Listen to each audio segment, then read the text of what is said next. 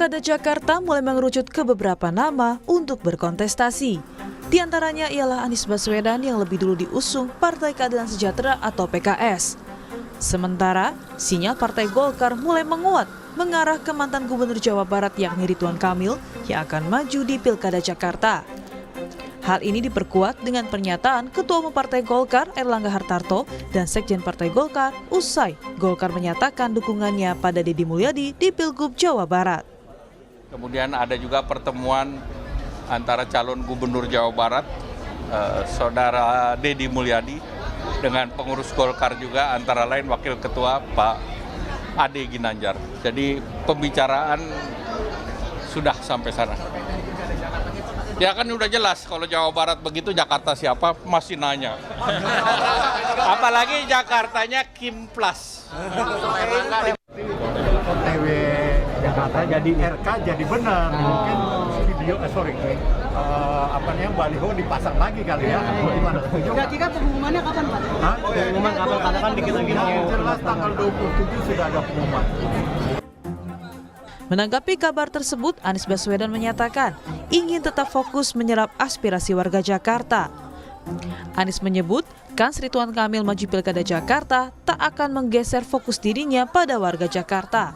Anies menyebut, biarkan proses politik berjalan. Ini adalah tentang warga Jakarta. Ini tentang warga Jakarta yang ingin pelayanannya lebih baik, yang ingin hidupnya lebih makmur, lebih sejahtera. Jadi biarkan proses politik itu berjalan, tapi fokus saya tidak mau bergeser. Fokus saya tentang warga Jakarta. Ini kalau ketemu warga Jakarta nggak ada tuh yang tanya sama saya siapa pasangannya, siapa partainya, nggak ada yang tanya media. Sementara itu, kader PDI Perjuangan yang juga mantan Gubernur Jakarta, Basuki Cahayapurnama atau Ahok menyebut langkah Koalisi Indonesia Maju Plus atau KIM Plus luar biasa. KIM Plus bisa menggeser kandidat calon gubernur di Jawa Barat dan Jakarta. Nah itu kan artikan KIM Plusnya luar biasa dong. Saya kira ini luar biasa kan, karena hitungan orang waktu itu katanya saya nggak tahu lah. Calon Gerindra nggak mungkin menang di Jabar kalau ada RK nih. Tapi kalau sekarang RK ditarik, berarti calon Gerindra bisa menang. Saya nggak tahu bargainingnya seperti apa. Mungkin di Jakartanya kasih ke Golkar atau kasih ke siapa gitu loh. Nama-nama di Pilkada Jakarta sempat dirilis beragam lembaga survei. Salah satunya yang dilakukan Survei Indikator Politik Indonesia yang merilis 3 nama menempati posisi teratas di Pilkada Jakarta. Survei yang dilakukan pada 18 hingga 26 Juni 2024 terhadap 800 responden menempatkan nama Anies Baswedan di posisi pertama dengan perolehan sekitar 39,7%. Lalu di posisi kedua, yaitu Basuki Cahayapurnama atau Ahok dengan perolehan 23,8%. Dan posisi ketiga, yaitu mantan Gubernur Jawa Barat Ridwan Kamil dengan perolehan 13,1%. Kini, kontestasi di Pilkada mendatang tak hanya menyoal elektabilitas dan popularitas yang harus diperhitungkan. Faktor koalisi pendukung dan pasangan pun menjadi menarik demi merebut suara warga Jakarta. Tim Liputan Kompas TV. Kontestasi Pilkada Jakarta makin memanas karena sejumlah nama sudah mulai mengerucut.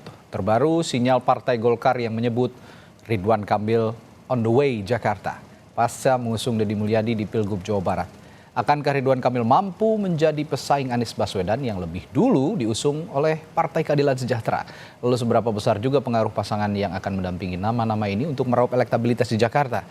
Kita ulas bersama sejumlah narasumber yang juga sudah bergabung melalui sambungan virtual.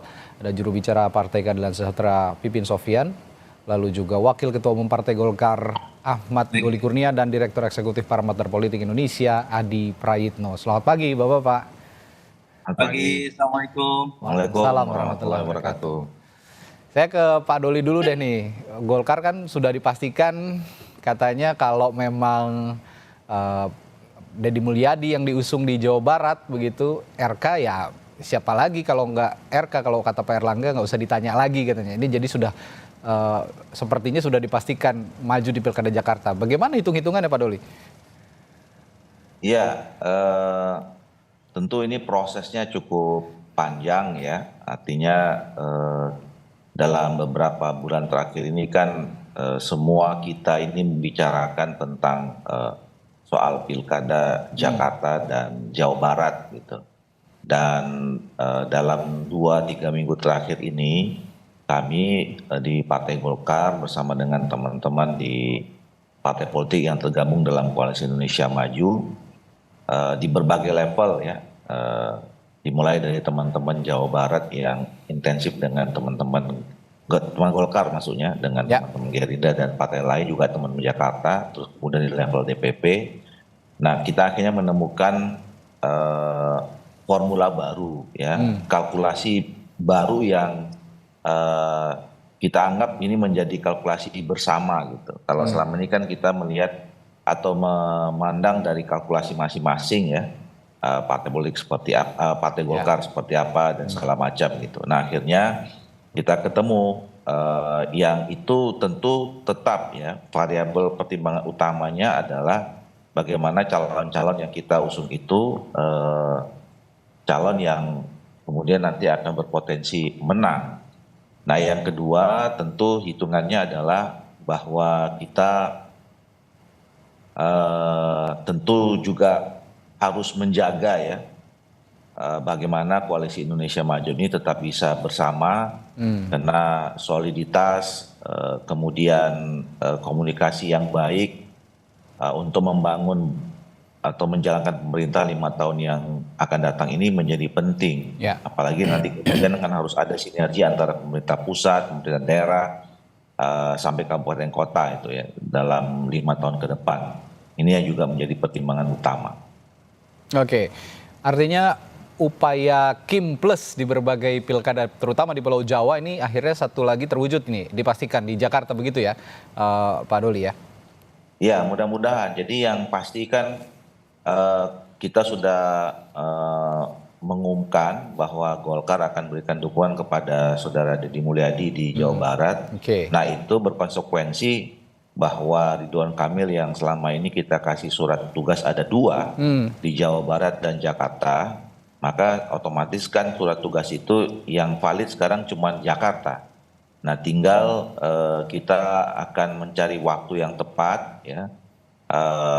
Akan ada lagi pertemuan yang mematangkan ya, antara ketua umum kami dengan Pak Prabowo, mungkin juga dengan ketua umum partai politik yang lain, dan juga menunggu kemungkinan ya kita akan bekerja sama juga dengan partai politik yang lain di luar Koalisi Indonesia Maju selama ini yang kita sebut nanti akan terbentuk Koalisi Indonesia Maju Plus. Oke. Kang Pipin, kalau tadi Pak Anies bilang warga Jakarta katanya nggak pernah nanya tuh ke saya siapa wakilnya, diusung oleh partai mana gitu. Tapi kan PKS ini sudah deklarasi lah terlebih dahulu dan mengedepankan nama Pak Sohibul Iman ya untuk jadi wakilnya Pak Anies Baswedan. Tetap dengan kader partai Anda nanti di Pilkada Jakarta atau ada komposisi yang baru? Yang pertama saya harus menyampaikan dulu ya, menghormati pilihan Kim ya, termasuk Golkar, Pak Doli yang sudah memutuskan siapa yang akan ke Jakarta, salah satunya Kang Emil ya. Tentu kami menghormati dari PKS William Sumping di Jakarta ya, dan kami di PKS sampai saat ini memang masih memperjuangkan agar Anies Sohibul Iman ini bisa berlayar, dan tentu ikhtiar kami ini adalah karena melihat potensi kemenangan ke depan ya, melihat dari elektabilitas Pak Anies, rekam jejak dan yang lainnya. Tapi kami itu punya kebijakan ya ke depan ketika apakah ini bisa berlayar atau tidak. Dan kami sebetulnya sudah memberikan tugas kepada Mas Anies Baswedan untuk melengkapi tiket yang kami sudah miliki 18 kursi, tinggal 4 kursi supaya bisa berlayar.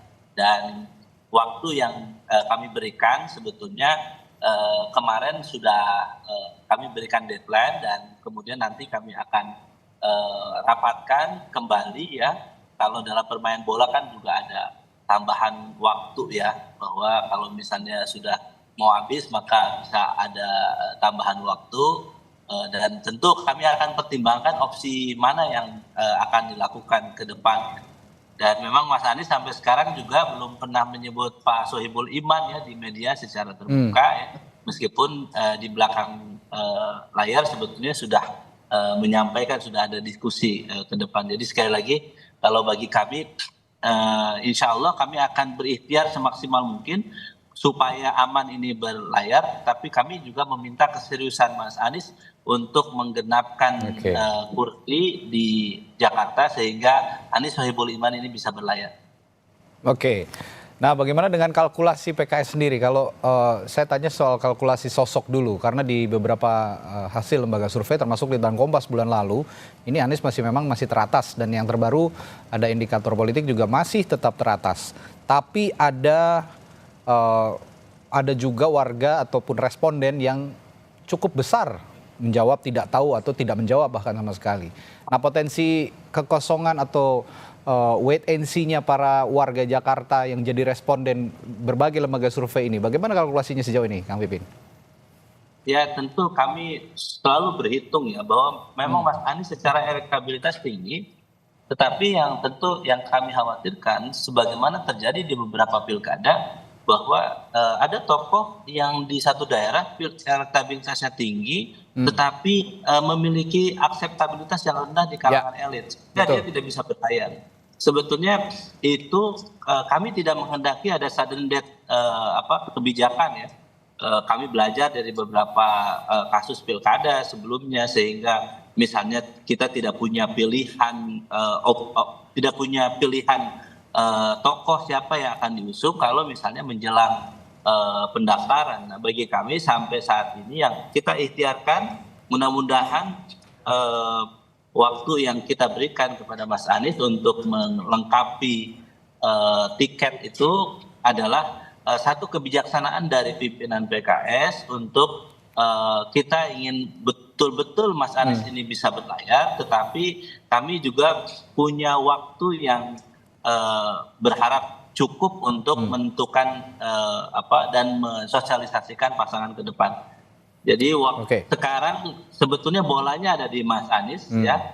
Kami ingin melihat keseriusan Mas Anies ke depan seperti apa supaya aman ini bisa berlayar. Oke, saya yakin Mas Anies juga nonton pagi hari ini untuk mewujudkan keseriusannya beliau untuk maju di Pilkada Jakarta dinanti keputusannya oleh PKS. Mas Adi, RK versus Anies jika memang terwujud menjadi lawan yang imbang? Ya, saya kira pasti akan menarik ya kalau ini terjadi head to head antara Ridwan Kamil dan Anies Baswedan. Meski kalau kita menggunakan parameter survei per hari ini Anies unggul, tapi kan ada beberapa instrumen yang saya kira masih belum bisa dimaksimalisasi dan belum dibahas secara komprehensif. Misalnya pertama soal, kalau saya menyebutnya kutukan petahana di Jakarta, Fauzi Bowo adalah petahana, dia elektabilitasnya cukup menjulang saat itu, maju kembali di Pilgub untuk yang kedua kalinya, tapi kalah dengan pasangan Jokowi dan Ahok. Begitu Ahok ya, petahana dan maju kembali di Jakarta untuk yang kedua kalinya, approval ratingnya di atas 70%, kinerjanya diapresiasi begitu banyak oleh warga Jakarta. Di survei-survei kemudian paling menjulang dibandingkan AHY dan Anies Baswedan saat itu. Tapi kita tahu bahwa hasilnya at the end of the day-nya Ahok justru kalah di putaran kedua dengan Anies Baswedan. Bukan mungkin di Jakarta ini akan terjadi kutukan petahana yang ketiga kalinya pada Anies Baswedan misalnya. Karena memang per hari ini untuk ukuran petahana dan mantan calon presiden yang pernah bertarung di Pilpres 2024 kan elektabilitas Anies ini belum mencapai angka psikologis yang bisa disebut bisa mengunci kemenangan dalam pilkada. Jadi hal ini yang menurut saya cukup mungkin bisa dikapitalisasi kalau memang RK itu akan bertanding di Jakarta melawan Anies Baswedan. Yang kedua tentu adalah instrumen soal siapa pendampingnya RK. Ada pendamping yang tentu saja bukan hanya sebatas untuk melengkapi syarat administratif, tapi harus mampu dijamin memberikan faedah elektoral supaya elektabilitas LK yang trennya sebenarnya positif gitu ya, bisa didongkrak oleh wakil yang sebenarnya dalam banyak hal bisa menutup celah dan lubang yang selama ini dimiliki oleh Ridwan Kamil. Misalnya salah satu di kalangan pemilih-pemilih Islam yang saya kira memang afiliasinya ke Anies Baswedan. Termasuk yang terakhir bagi saya adalah bagaimana mengamplifikasi mesin politik secara maksimal yang dimiliki oleh Kim. Apapun judulnya, di Pilpres 2024 ini Kim menang di Jakarta melawan Anies Baswedan. Kalau 3 instrumen ini dimaksimalkan, saya kira bukan tidak mungkin dalam hitungan beberapa bulan ke depan RK akan mampu membalik keadaan. Jadi kan di situ konteksnya, Radit. Oke, nah ini Anda sebut soal kutukan petahana, ini menarik.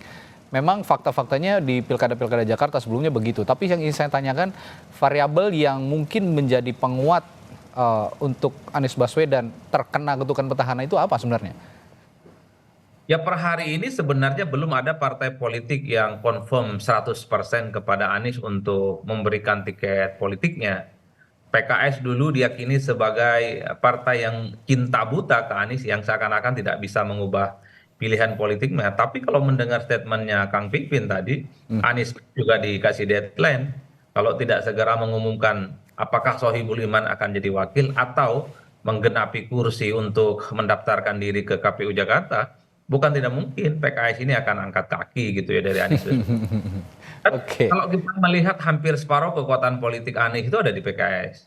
Dan tidak bisa dibantah. Termasuk misalnya Nasdem beberapa waktu yang lalu Ahmad Sahroni menyebut bukan tidak mungkin Nasdem juga akan mencabut dukungan politiknya di pilkada. Kalau PKB jangan tanya, kelihatan mulai tidak happy kan dengan pasangan Anies dan Sohibul Iman sejak lama. Jadi ini adalah instrumen yang menurut saya bisa menjadi Anies tidak terlampau kuat kembali di Jakarta. Dan yang paling penting sebenarnya Radi, Anies kan belakangan ini sangat kesulitan sekali sebenarnya bagaimana meyakinkan partai-partai untuk mendapatkan tiket itu. Apalagi misalnya di tengah isu dan narasi yang semakin kuat bahwa sangat mungkin di Jakarta akan ada yang disebut dengan Kim Plus. Nah, kalau bicara tentang Kim Plus, PKS masuk di situ. Nasdem masuk di situ, kemudian PKB masuk di situ. Meski kita tidak pernah tahu siapa yang sebenarnya akan paling duluan dari Anies Baswedan di antara 3 partai itu. Oke, ini Kang Pipin sudah dihadir di studio. Lagi Kang Pipin. Terima kasih Mas Radi. Oke, kalau tadi kata Mas Adi ketukan petahananya faktornya ada di PKS katanya. Bisa saja cabut gitu. Tapi kalau memang melihat beberapa momen ke belakang ya, belum jauh sebenarnya momennya. Ketika Presiden Anda, Presiden PKS Pak Ahmad Saiku di depan Prabowo Subianto, Presiden terpilih mengatakan ajak-ajak kami dong dalam koalisi. Ini juga kan ada mungkin saja ada sentimen ketika di depan Bang Dasko waktu itu. Oke, ada Bang Dasko juga. Dan itu mungkin saja ada sentimen ketika partai Anda mengusung Anies Baswedan di Pilkada Jakarta, ketika Anda juga partai Anda juga ingin diajak berkoalisi. Apakah itu yang dimaksud dengan kutukan petahana nantinya untuk Anies Baswedan? Jadi kalau kita melihat, ya kita sih tidak mengenal itu ya, dikutuk mengutuk tidak bagus Bang Adi. Tapi bagi kami begini, kami ini partai yang rasional ya, bahwa pilkada, pilpres kita targetnya menang dan bisa berkontribusi untuk masyarakat. Agenda-agenda untuk perbaikan masyarakat, termasuk di Jakarta ini menjadi salah satu target. Dan kita sudah menunjukkan itikat keseriusan kita untuk mengusung Pak Anies Baswedan di Pilkada Jakarta ini. Dengan memasangkan Pak Sohibul Iman sebagai sosok yang tokoh PKS yang cukup sentral, kredibilitas, kapasitas, dan akseptabilitasnya cukup tinggi, dan kita berusaha bahwa ini bisa terjadi. Dalam pilkada saya harus sampaikan lagi bahwa yang diminta untuk menggenapkan kursi itu adalah calon kepala daerahnya. Jadi bukan partainya, wow kita harus cari gitu. Ya kita bisa memperjuangkan itu, tapi tokoh sentral dalam pilkada ini adalah calonnya itu. Calonnya inilah yang harus mengikhtiarkan gitu. Dan makanya kalau kami sampaikan bahwa ada deadline yang kami sampaikan ke Mas Anies bahwa awal Agustus kita harus genapkan, sehingga kami tidak mau terjadi sudden death. Jadi ujung-ujung tiba-tiba kita di corner, kita tidak punya pilihan yang lain. Ini yang harus kita perhatikan bersama. Jadi keseriusan PKS untuk memperjuangkan itu sangat serius. Di sisi lain memang tawaran untuk gabung ke koalisi yang lain juga ada. Jadi kami di berbagai pilkada termasuk di Jakarta dan Jawa Barat yang berharap berkoalisi dengan PKS begitu banyak partai politik, dan kami harus menghormati itu. Dan jadi memang di dalam pilkada seseorang itu bisa masyarakat menghendakinya, tetapi ketika partai-partai tidak menghendaki bisa tidak jadi maju, dan ini sebetulnya yang kita khawatirkan. Makanya saya kira bagi masyarakat Jakarta ya, dan termasuk kader PKS simpatisan, kita akan terus mengupdate ini kepada publik bahwa day by day bagaimana keputusan pimpinan PKS ya untuk mengusung Pak Anies dan Pak Sohibul Iman kira-kira bisa berlayar atau tidak. Kemudian kami juga sudah menyampaikan bahwa apakah nanti Mas Anies bawa Nasdem, PKB atau PDIP gitu. Kami serahkan kepada beliau karena memang pilkada ini kan banyak, ada 500 sekian pilkada begitu ya, dan kami tidak mungkin membicarakan setiap calon untuk kami mintakan dukungan dari partai-partai yang lain. Jadi saya kira bagi kami ikhtiar kami akan usahakan semaksimal mungkin, tetapi kami juga punya deadline ya yang harus kami sampaikan, dan tentu nanti kebijaksanaan pimpinan PKS memutuskan apakah ini akan berlanjut atau kami melihat opsi lain ke depan yang memungkinkan, karena hubungan dengan Mas Ridwan Kamil, Kang Emil juga baik, hubungan dengan Mas Anies juga baik, hubungan dengan berbagai pihak juga baik. Apa deadline-nya Kang Pipin? Ya saya kira awal Agustus ini sudah diberikan, tapi nanti kan pimpinan tentu bijaksana melihat nanti apa masih mungkin atau tidak. Kami juga harus bicarakan tadi bagaimana ikhtiar Mas Anies untuk memboyong partai lain supaya ini menggenapi apakah sudah maksimal atau tidak begitu. Oke, jadi kalau saya tangkap ini kasarnya PKS tidak mau membiarkan Anies Baswedan berselancar sendiri begitu kira-kira. Dan PKS ingin ada pagar yang jelas, batas yang jelas, sehingga deadline itu telah diberikan kepada Anies Baswedan untuk menentukan siapa pendampingnya nanti. Meskipun Anies sendiri mengatakan bahwa tidak ada masyarakat Jakarta yang menanyakan wakil nanti siapa begitu ya, wakil saya nanti siapa. Nah, saya balik lagi ke Ridwan Kamil kalau begitu, Pak Doli. Kalau memang jadi Ridwan Kamil di Jakarta, ini Anda melihatnya menjadi lawan yang sepadan untuk Anies Baswedan, tapi jangan dijawab dulu ya Pak Doli, saya akan tanyakan ini kepada Anda setelah jeda di Sapa Indonesia Pagi. Tetaplah bersama kami.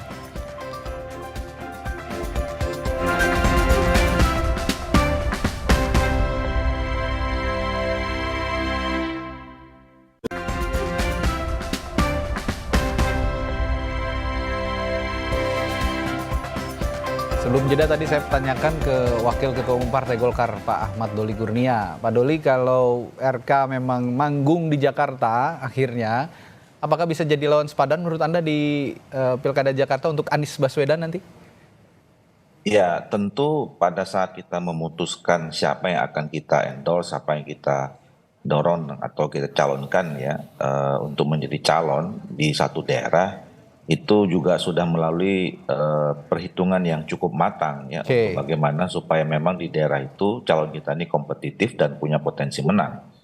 Ya, jadi itu semua sudah dikaji secara mendalam dan kita sudah siap dengan strategi khusus ya, karena memang selama ini semua kita kan menduga-duga ya, pada akhirnya apa yang akan diputuskan oleh Golkar, apa yang diputuskan oleh Koalisi Indonesia Maju, khusus di Jakarta dan di Jawa Barat.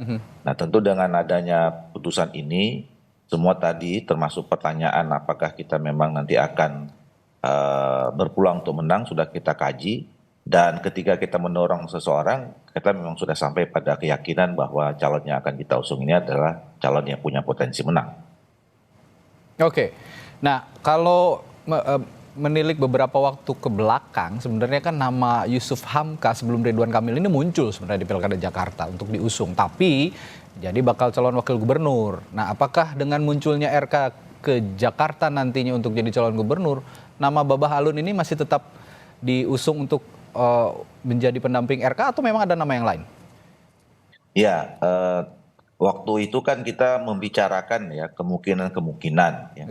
Jadi saya pun waktu itu mendorong ya, kita mencoba dalam sisa waktu sekitar waktu itu kan ada 40 harian lagi ya, kita membuka berbagai opsi ya supaya kita bisa punya perspektif yang lain, perspektif yang lebih kaya ya untuk menilai mana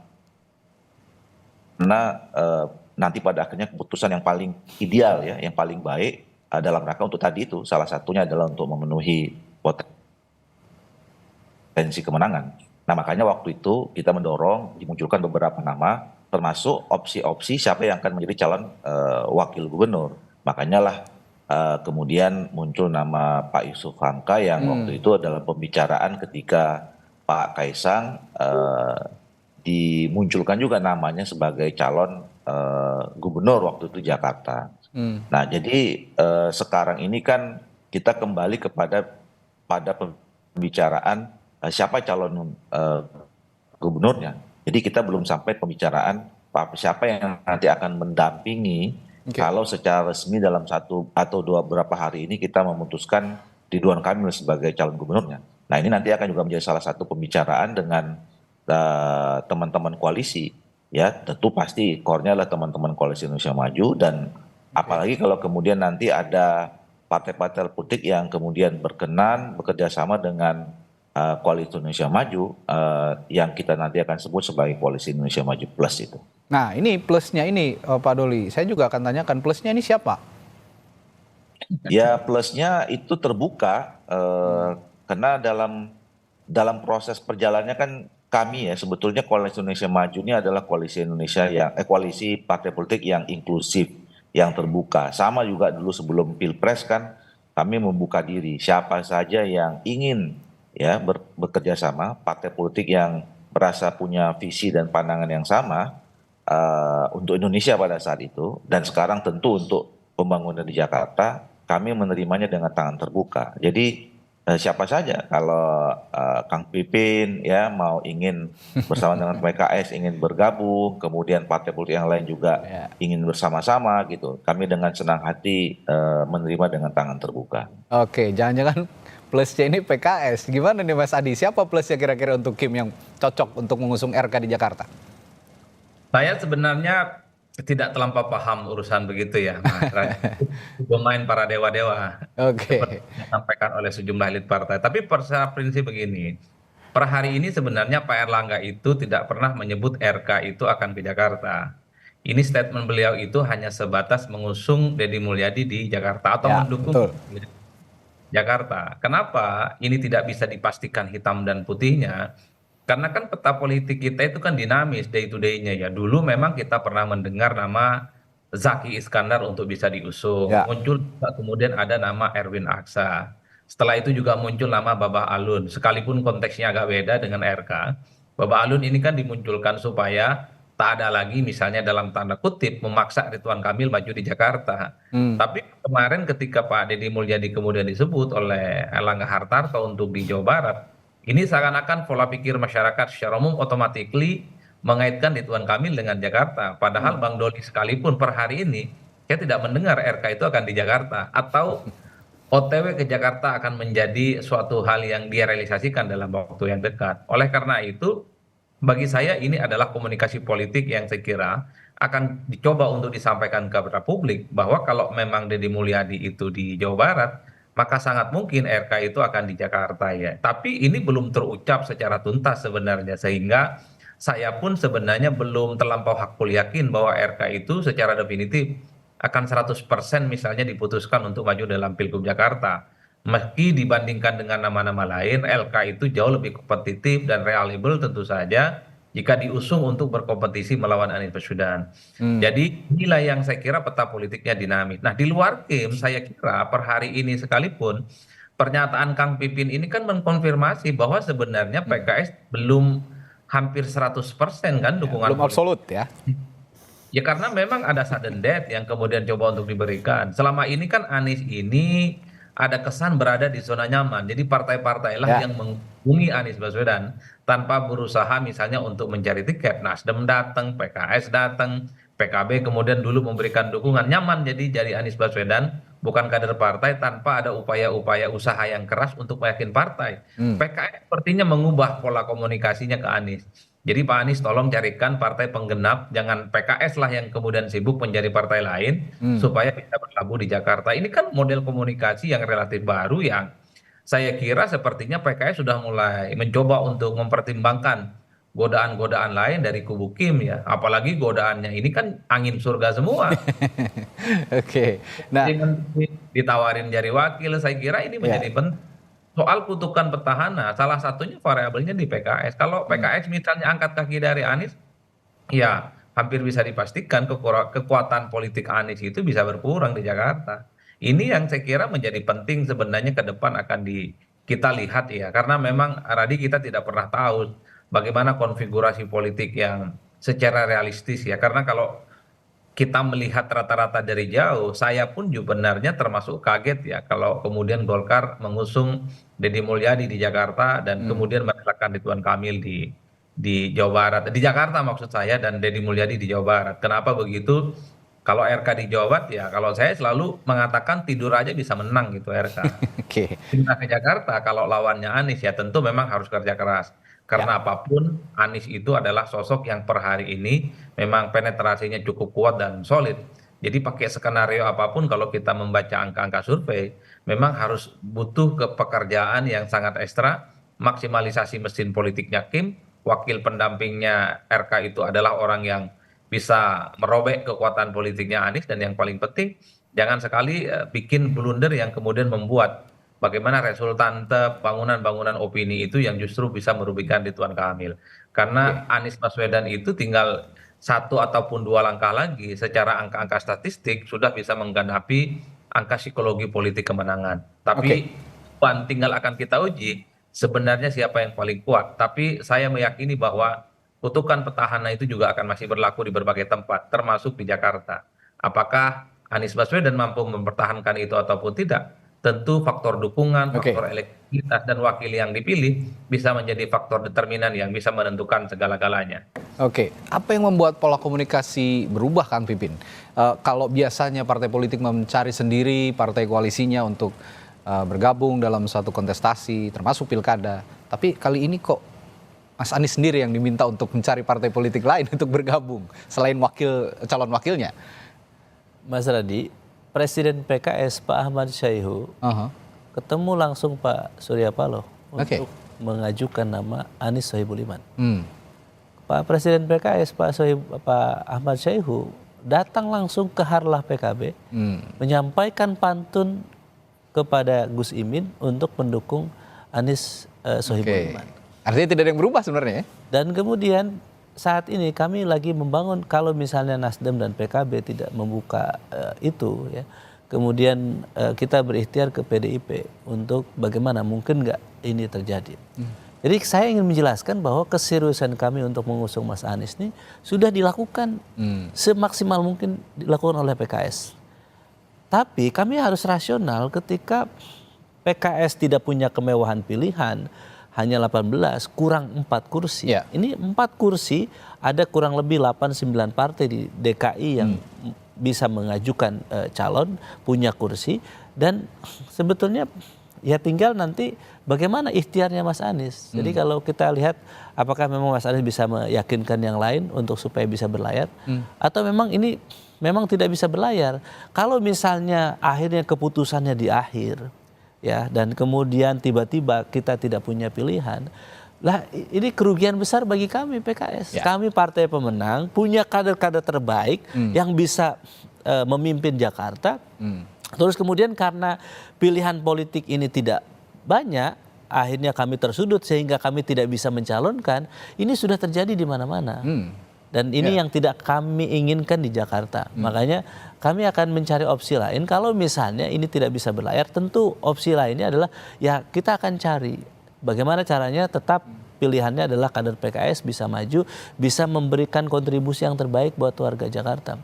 Jadi dan sekarang sampai saat ini memang kami juga dari kader PKS ada yang menanyakan kok Pak Anies belum menyampaikan menyebut nama Pak Sohibul Iman secara khusus di media tentang apakah beliau berkenan atau tidak misalnya. Itu juga ada pertanyaan-pertanyaan itu, apakah memang beliau berkenan atau tidak misalnya. Jadi saya kira ini menjadi PR bagi kita ya, bahwa PKS ingin yang terbaik bagi warga Jakarta sebagai pemenang pemilu ya, dan tentu ini Jakarta tidak hanya isu Jakarta, isu nasional sebetulnya. PKS benar nggak serius mau memperjuangkan Anies Baswedan? Kami harus sampaikan, saya sebagai jubir PKS, bahwa ikhtiar itu sudah sedari awal beberapa bulan yang lalu, bahkan sudah diberikan kesempatan, dan ini adalah bagi kita memang tidak bisa nyantai-nyantai. Para calon kepala daerah datang ke kantor-kantor partai, termasuk ke PKS, untuk memastikan dapat nggak rekom tuh. Dan itu memang ikhtiar yang harus dilakukan oleh masing-masing kepala daerah, bahwa dia nanti akan mendapatkan tiket itu. Dalam rangka ikhtiar, PDI Perjuangan gimana? Ya saya kira pagi tadi saja saya sudah komunikasi ya, telepon. Gimana Bang, kira-kira bisa nggak kita berlayar? Memang ada opsi bagi kami, misalnya dengan PDIP, misalnya kita tawarkan kalau misalnya PDIP dukung PKS di Jakarta misalnya, Anies Sohibul Iman, kami bisa opsi misalnya di Jawa Tengah dukung PDIP misalnya. Jadi sebetulnya di pilkada ini sangat memungkinkan. Tinggal bagaimana apakah memang di DKI tawar-menawar ini bisa terjadi atau tidak misalnya. Termasuk misalnya di Sumut misalnya. Tapi akhirnya kemudian tidak terjadi itu. Jadi opsi-opsi itu tentu kita akan lakukan, dan saya ingin secara terbuka ya bahwa politik PKS ini saya kira supaya bisa dipahami. Jangan tiba-tiba ujung-ujungnya nanti PKS yang selalu dipersalahkan. Oh, PKS tidak serius memperjuangkan Pak Anies di Jakarta. Enggak, saya kira bagi PKS opsi itu masih banyak. Kita sudah berikhtiar. Ketika ada kesempatan kita untuk membangun hubungan dengan partai yang lain, termasuk dengan Bang Doli, saya kira ya itu juga akan menjadi pertimbangan bagi PKS. Dan sampai saat ini saya harus sampaikan bahwa per hari ini pimpinan PKS masih ingin memperjuangkan aman ini bisa berlayar.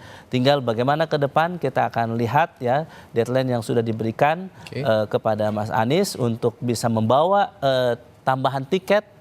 Cukup 4 saja sebetulnya, bawa 4 tiket sehingga ini bisa berlayar. Pak Doli, saya pastikan juga bahwa Ridwan Kamil ini sudah terkonsolidasikan dengan baik dengan Kim di Pilkada Jakarta ya Pak Doli ya? Ya, insya Allah, karena itu yang menjadi salah satu pertimbangan ya. Kenapa selama ini kita belum memutuskan ya, yang waktu itu kecenderungannya memang Ridwan Kamil ke Jawa Barat, karena kita mempertimbangkan hubungan komunikasi kita atau kesepakatan kita bahwa Golkar bersama teman-teman partai politik lain dalam Koalisi Indonesia Maju ini harus tetap bisa bersama-sama menghadapi agenda politik apapun selama 5 tahun ke depan, termasuk pilkada.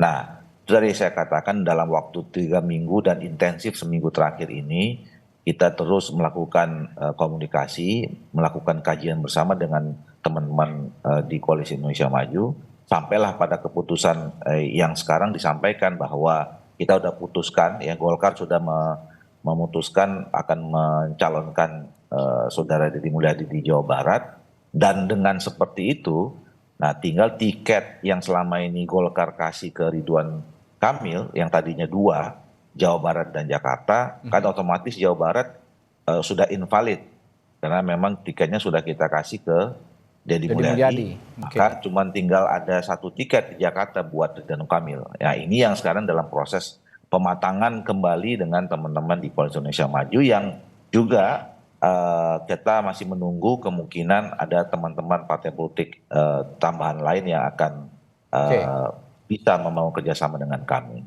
Pendamping potensialnya siapa, Pak Doli? Yaitu, itu nanti akan termasuk dibicarakan. Karena kan begini, ini kan harus bertahap ya. Kita dalam membicarakan satu paket lengkap di pilkada ini kan harus satu-satu. Yang penting pertama kali adalah fix dulu, disepakati siapa calon kepala daerahnya.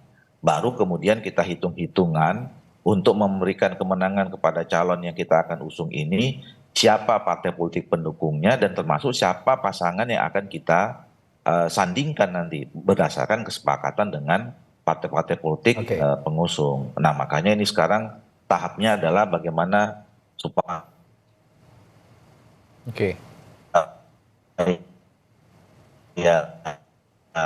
nama Ridwan Kamil ini Koalisi Indonesia Maju Plus.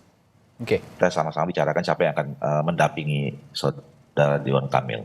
Baik, terakhir 2 pertanyaan pamungkas untuk Adi Prayitno. Mas Adi, siapa yang ideal kira-kira untuk mendampingi Ridwan Kamil nanti misalnya pun maju di Jakarta, dan juga Anies Baswedan? Dan 1 nama lagi, pertanyaan kedua adalah bagaimana dengan PDI Perjuangan dan sosok Ahok di Pilkada Jakarta? Ya kalau membaca simulasi Ridwan Kamil bisa dengan babah alun. Kuncinya kan disepakati atau tidak dengan partai-partai yang ada di Kim. Atau skenario yang kedua yaitu Kim Plus. Ridwan Kamil dengan Ahmad Syaihu atau Sohibul Iman. Tergantung Kang Pipin ini siapa kadernya yang akan disorongkan. Untuk memenuhi Kim Plus ya. Kalau PKS yang kemudian angkat kaki bisa berpisah dengan Anies Baswedan, kan hampir bisa dipastikan 20-40% kekuatan politik Anies itu ya bisa beralih ke Ridwan Kamil dan kekuatan Kim, Mas. Lalu bagaimana dengan PDIP? Tergantung siapa yang serius akan mengusung Anies nanti. Karena kalau partai-partai satu persatu misalnya meninggalkan Anies Baswedan, PKS cabut, Nasdem cabut, ya pertanyaannya siapa yang akan serius untuk mengusung Anies Baswedan maju di Jakarta. Tapi per hari ini memang saya masih melihat PKS ini serius dengan Pak Anies Baswedan ya. Kalau untuk PKB dan Nasdem misalnya angkat kaki, dengan catatan iman politik PKS ini terus dengan Anies Baswedan, nggak ada pilihan lain. PDIP adalah pilihan yang harus disepakati. Meski kita tidak akan pernah tahu bagaimana narasi politik yang akan dibangun, baik oleh PDIP dan PKS, karena memang kedua partai ini ketika bicara dengan konstituennya, tentu bukan perkara yang mudah. Ada dalil yang kemudian agak sedikit dimodifikasi, ini kan bainas sama wal lubang sumur, Mas. Jadi bagaikan langit dan lubang sumur yang saya kira memang jarak antara pemilih di bawah itu agak sulit memang untuk disatukan satu sama yang lain. Terutama basis konstituen PDIP dengan Anies yang per hari ini saya kira belum sepenuhnya melakukan perdamaian politik secara terbuka. Kan per hari ini kalau saya mau jujur sebenarnya hanya PKS yang sepertinya agak ngotot untuk terus memujukkan Ridwan Kamil. Kalau PKB dan Nasdem hengkang ya tidak boleh tidak. PDIP harus ada jawabannya untuk dijadikan sebagai partner koalisi. Jadi 2 atau 3 poros singkat saja, Mas Adi. 2 sepertinya, Mas, kalau sudah tetap 2 ya. Ini sepertinya 2 akan terjadi head to head. Oke. Baik, ini menarik, saking dinamisnya, saking cairnya Pilkada Jakarta ini sulit sekali ditebak oleh publik. Bahkan PKS pun sepertinya yang sudah mengusung Anies Baswedan, kalau menurut beberapa analisis dari Mas Adi tadi, meskipun iman politiknya masih ke Mas Anies, bisa saja ada kemungkinan-kemungkinan lain, terutama dalam komposisi pengusungan dalam koalisi partai politik. Kita akan nantikan bersama, masih ada beberapa waktu untuk mengusung atau mendaftarkan calon di Pilkada Jakarta. Tentu saja menarik untuk terus kita simak. Terima kasih juru bicara PKS, Kang Bibin Sofyan, lalu Wakil Ketua Umum Partai Golkar Ahmad Doli Kurnia, dan Direktur Eksekutif Parameter Politik Indonesia Adi Praitno telah bergabung bersama kami di Sapa Indonesia pagi hari ini. Terima kasih, sehat selalu Bapak-Bapak. Assalamualaikum.